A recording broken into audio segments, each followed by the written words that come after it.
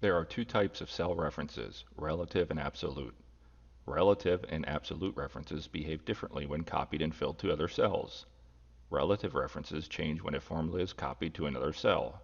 Absolute references, on the other hand, remain constant no matter where they are copied.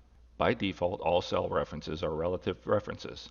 When copied across multiple cells, they change based on the relative position of rows and columns. In the following spreadsheet, we're going to use cell E11, which contains the total deliveries, to calculate the percent of deliveries in column F. To make sure the reference to the total stays constant, even when the formula is copied and filled to the other cells, we'll need to make cell E11 an absolute reference. Select the cell that will contain the formula. In our example, we'll select cell F2. Enter the formula to calculate the desired value. In this example, we'll type equals E2 divided by E11. Press enter. Select the cell F2 again. To format the value as a percentage, select percent style within the Home tab under the number group. Locate the fill handle in the bottom right corner of the desired cell.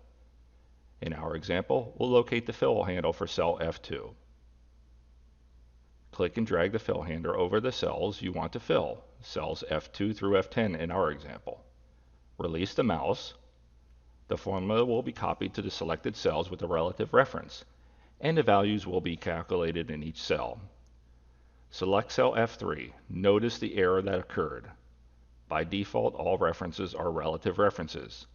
As stated before, when copied across multiple cells, they change based on the relative position of rows and columns. Delete the formulas within the range F3 through F10.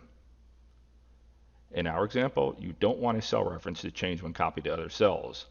Unlike relative references, absolute references do not change when copied or filled. You can use an absolute reference to keep a row and/or column constant. An absolute reference is designated in a formula by the addition of a $sign.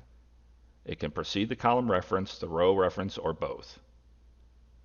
When writing a formula, you can press the F4 key on your keyboard to switch between relative and absolute cell references. This is an easy way to quickly insert an absolute reference.